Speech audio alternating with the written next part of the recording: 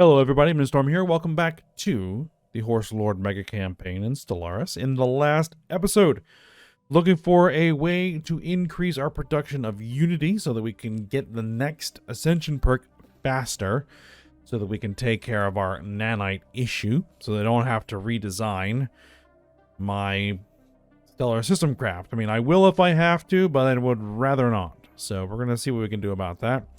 So we're going to be building some mega structures to fix that. We're going to be picking a new tradition tree that will have an option. It's going to be most likely Justice. Nope, that's the ship designer. Wrong button. Justice here, because it gives us a 5% unity increase on its first, or one of its first selections there. So yeah, that's what we're going to work on. In the meanwhile, we are...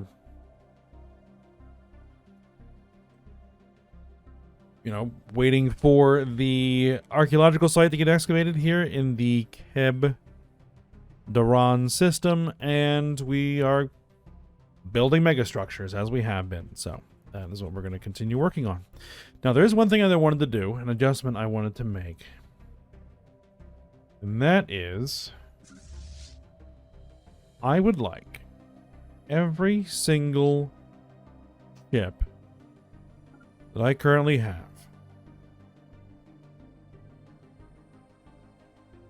to either be in the Quadrant system, or within one jump of the Quadrant system, or the Screeching Abyss. So every single fleet needs to be in a system with a primordial pylon, allowing rapid response. Scientific breakthrough achieved. Xantaris Black Hole is fine.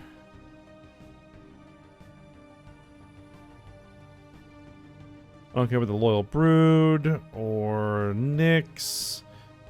Xantaris Black Hole, 13th Fleet. Then you need to move to the Ross 154 system. 14th Fleet should be fine. 15th Fleet can move to the Ross 154 system. New tech, Strikecraft attack speed. Give me kinetic weapon damage. 16th Fleet can stay in the Troy system. The 17th Fleet needs to move to the Ross 154 system.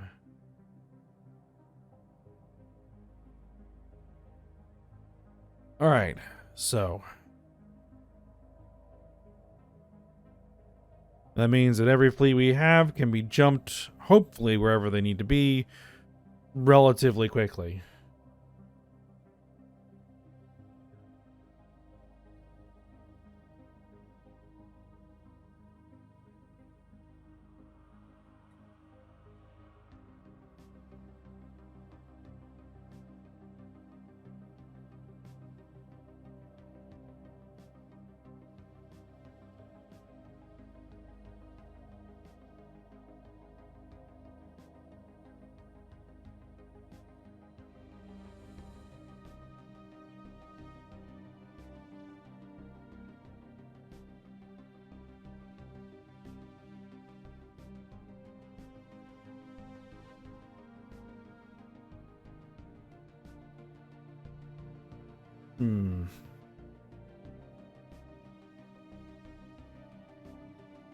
I mean, I can crank out more ships.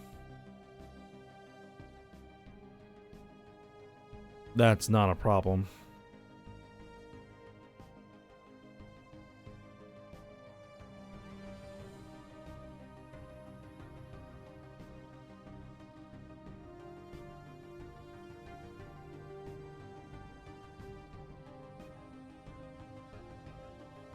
We also took some losses in the 11th, 12th, and 13th. Yeah, they've been long since resolved. How many more Titans can I build? I can build 3. So I could bring myself up to 20 fleets.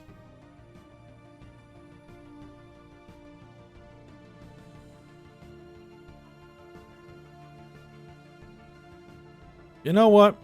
That does not sound like a bad idea.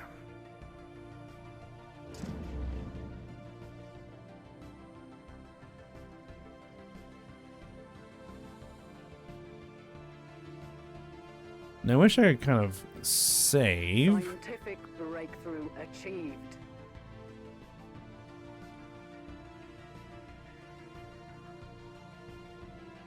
Like a fleet template, so I don't have to manually set each fleet up.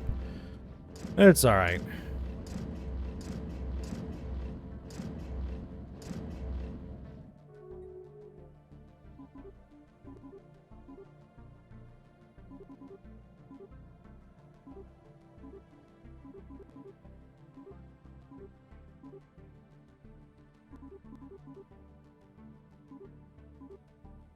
We'll take care of that tech in a second.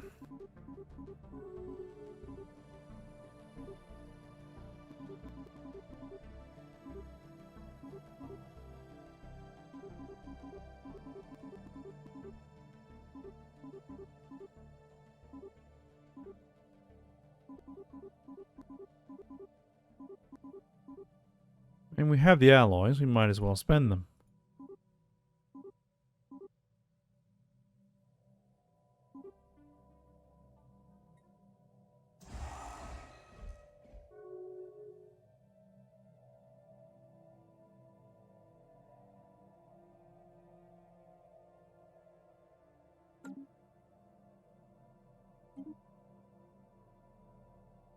Alright, army damage increased. Army health increase. Scientific breakthrough achieved. Shield hit points. Energy credits from jobs.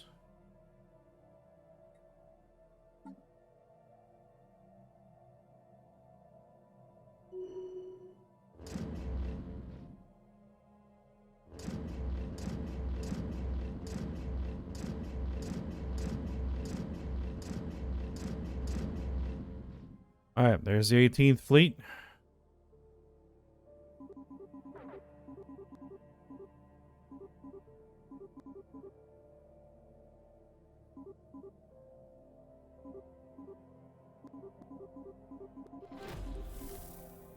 Oh, there is... Space Storm Kagog dissipates. Good.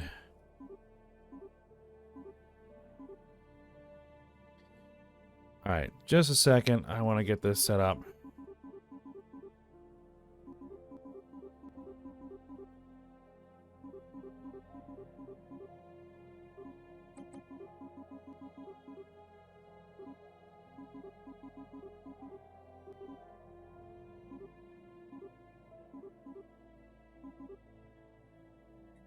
Alright, there we go.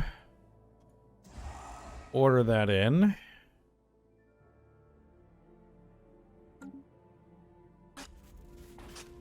Alright, reality code, the ever-changing. Our enormous project in the sphere has made essential progress. After installing and deploying multiple additional emitter facilities, the number of the notches increase. It appears the number of notches increases exponentially with the number of stimuli applied to the surface. After installing 5 additional facilities, exactly 216 notches manifested at the surface. They aligned circularly from the center to the outside, forming a circle filled with evenly ordered notches. Based on the fact that one facility had 1 notch and 5 facilities had 243 notches, it can be determined the number of notches increased with the power of 3.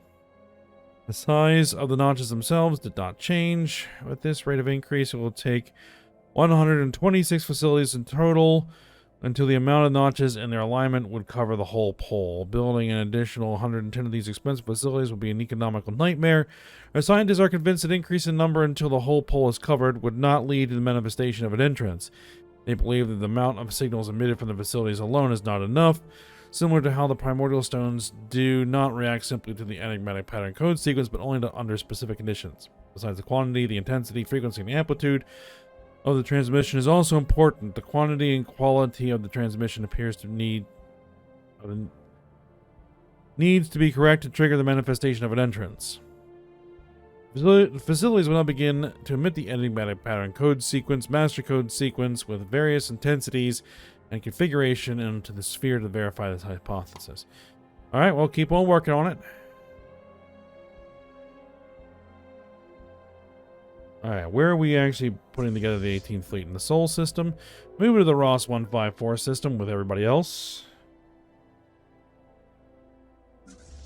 And you're going to need an admiral, so let's go ahead and recruit one. Alright, there's our primordial pylon finished.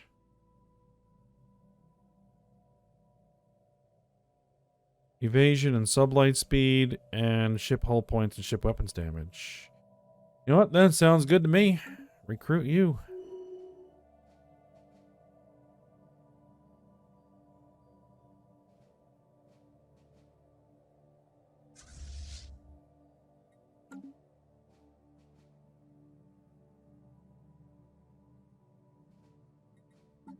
All right. And one more new fleet.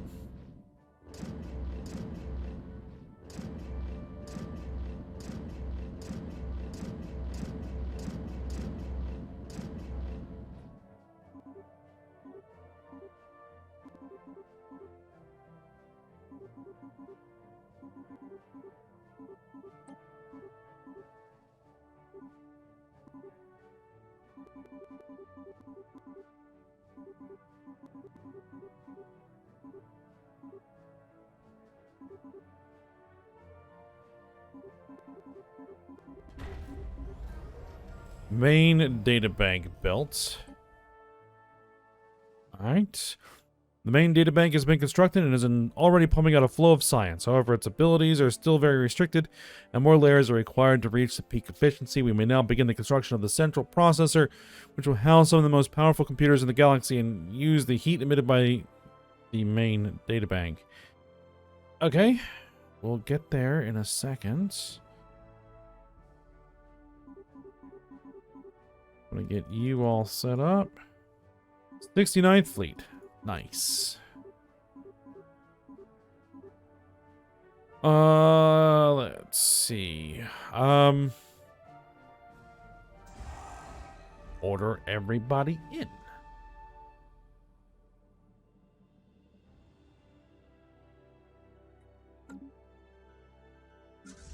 No, you're not the 69th Fleet. You are going to be the 19th. There we go. And you're going to need an admiral.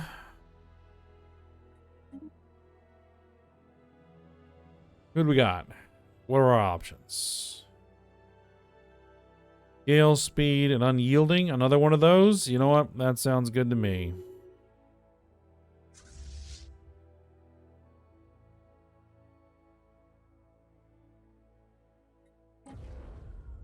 Alright, get the central processor going.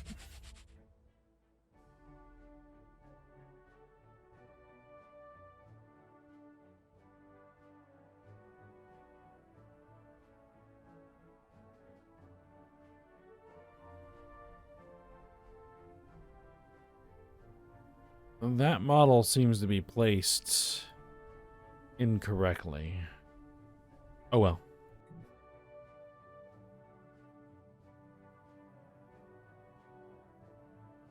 Alright, 19th Fleet. You're in the older amine system. Move you to the Ross 154 system. As is standard now. And we should get a 20th Fleet going as soon as a ship for that fleet is constructed. But, you know, we are really cranking things going. Lunar Specular Refractor construction site complete. Our engineers are now completed the construction of the site for a future Lunar Specular Refractor in the Sol system. Upon this scaffold, we shall construct a massive shell of crystals around a moon, which will be used to refract light from underground spotlights, creating magnificent light rays visible from all bodies in the local planetary system. Every nearby planet and moon will get a buff to unity, amenities, happiness, and trade value. Excellent. So we're basically going to turn the moon into a giant crystal ball. Or, no, a giant disco ball. That sounds great. So, let's build this disco ball.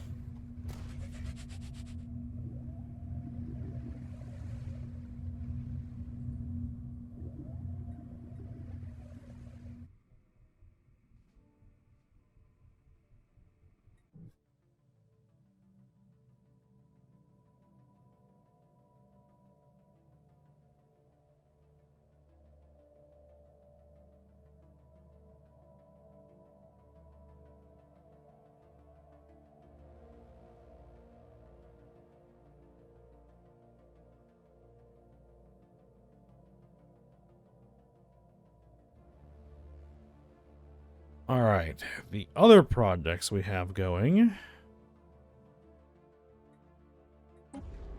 151 days. That's almost done.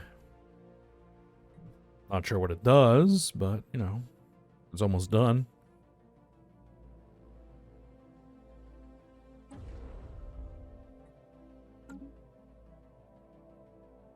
How much science is our Matryoshka brain? The Irzuku sacred conglomerate has accomplished what only a handful of civilizations in the history of our galaxy have managed before. They have finished construction of a colossal ring world.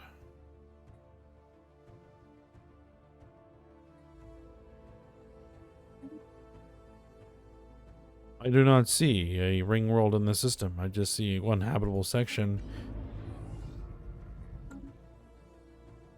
that seems to be inside the star. Oh, it's like another model glitch. That's fine. They're one of our vassals. They can build whatever they want.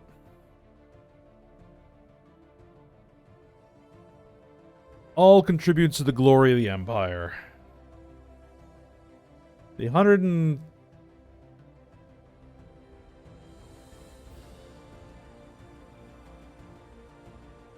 What?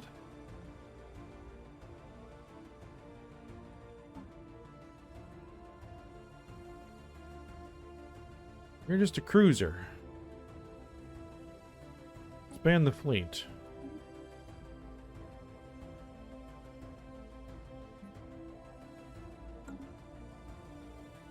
"42nd Fleet? No.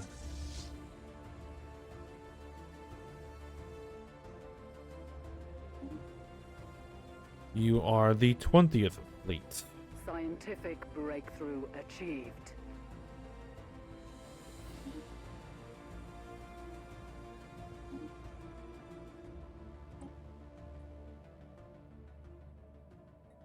Let's see. Strike craft damage.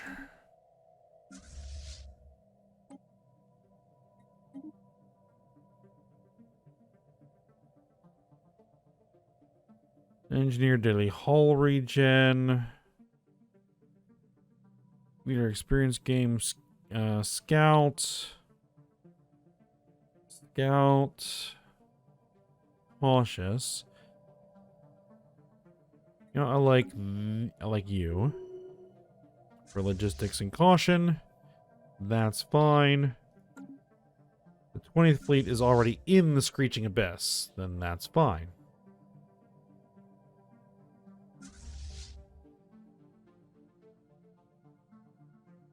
Why?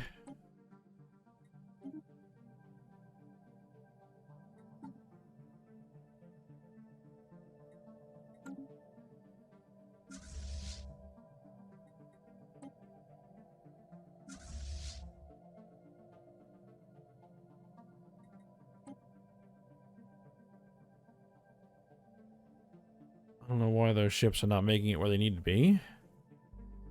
It's alright though.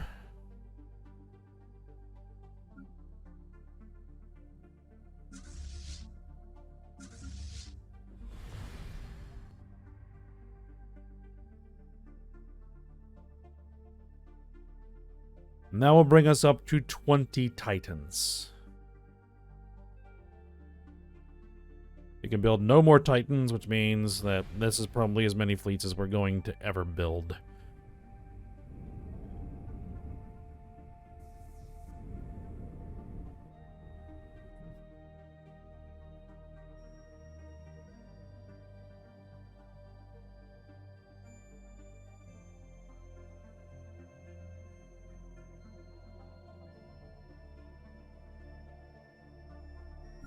Now that we have this primordial pylon, though...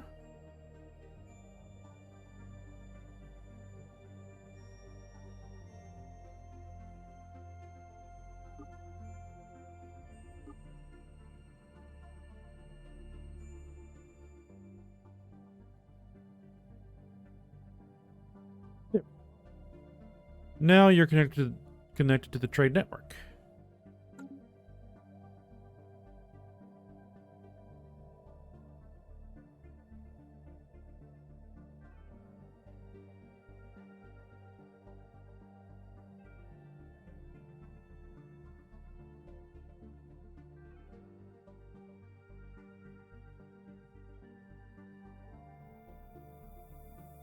A pirate fleet is kind of sitting there, uncontested.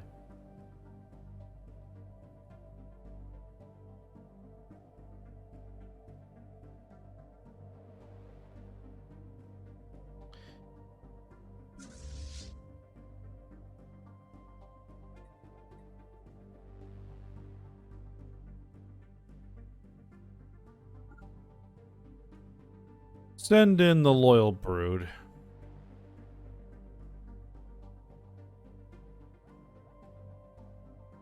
Oh wait, hold on. It is no longer uncontested. Never mind that. Little brood can remain in the system. Ah, we have another archaeological site event. Alright, it was that the creators of the sphere transported... Hold on. We missed. The hypothesis of our researchers at the sphere proved to be correct. The transmitter facilities were emitting the enigmatic pattern code sequence with various intensities and configuration onto the sphere. The notches not only manifested but also changed their size. After a longer period of time in which the facilities had to test numerous different variations, they were finally able to determine the right one. With the right intensity and configuration, the notches merged into one large hole with a diameter of 240 kilometers, and the sphere finally opened. Our scientists were able to find out that by applying the right intensity with a different number of facilities, increases or decreases the size of the entrance. The mechanism probably allows a multitude of different sizes for the entrance of the sphere, maybe for transporting larger or smaller cargoes into the sphere. Based on the size of the sphere, it could have been entire planets or even stars. Whatever it was that the creators of the sphere transported through the entrance is not important right now. Only that we unveil the secrets of the sphere. Unfortunately, behind the entrance, another enormous mechanism, similar to the one inside the amplifier objects, is located. It appears that we first had to find a way to solve the mechanism to finally get access to the sphere. Our researchers guess that it will be necessary to deploy advanced computational assistance to solve the mechanism. Alright. Get to it then.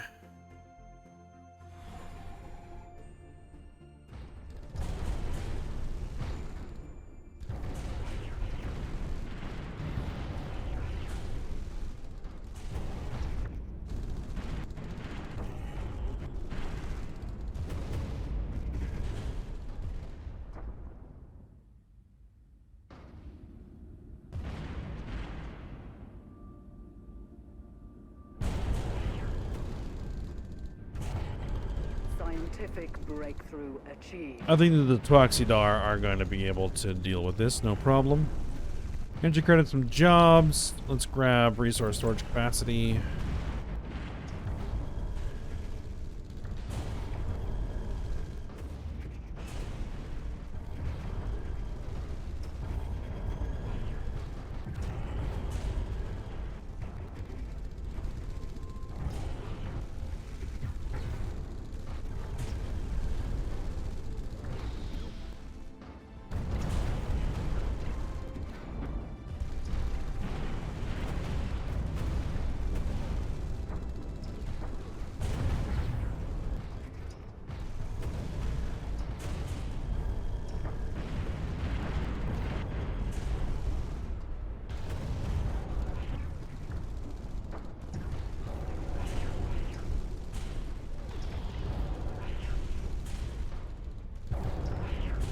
That seems to be their capital ship, the pirate cruiser Gripping Appendage. Excellent name.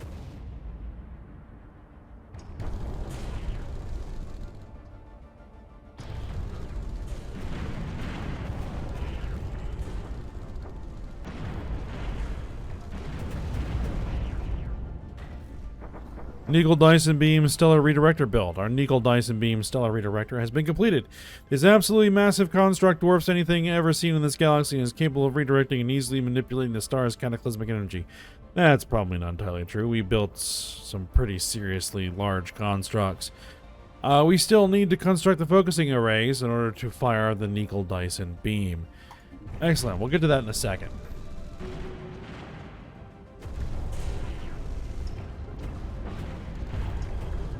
I'm watching this battle.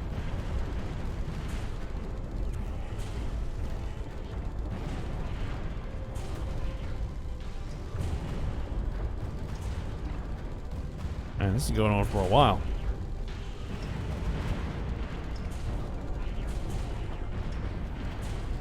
And there it goes.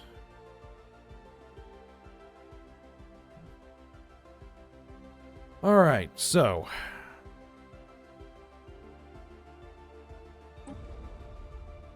give me the hyperscale stabilizers.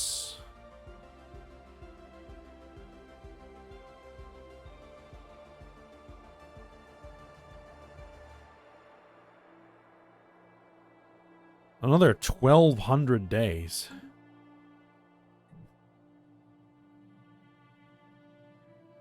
Scientific breakthrough achieved.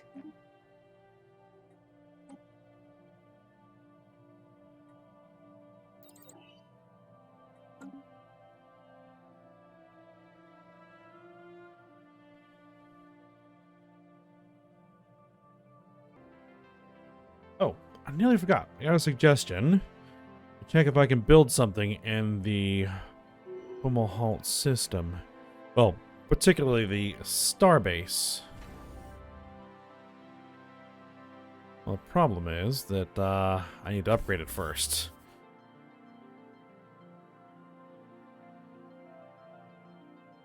I should be able to build an uplink structure to the hyperstructural assembly yard.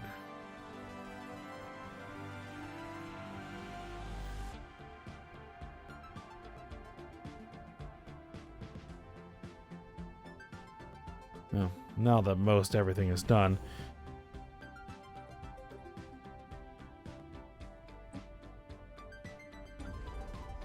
But we cranked those ships out pretty fast. I mean, really fast. So I think this is doing its job, but we'll see.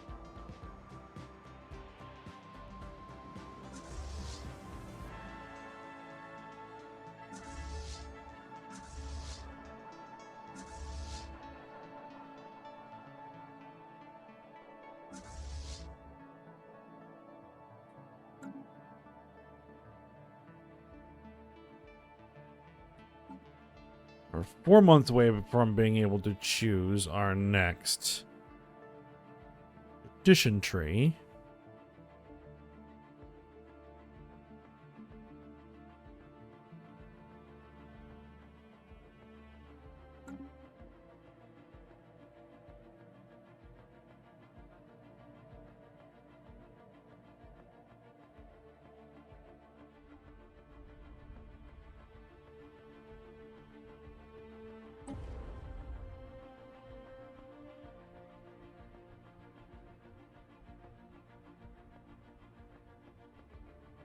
Yeah, 325 days.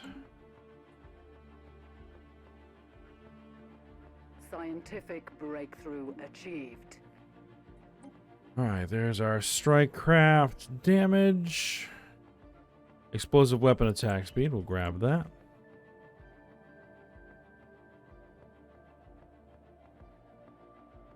Alright, well, I think we're at the end of this episode. So, we will continue working on the archaeological sites. My fleets just need their titans. And, yeah, we're moving along. Alright, so for now, hope you guys enjoyed it. Thanks for watching. Go ahead and like, subscribe, and comment, and I will see you next time.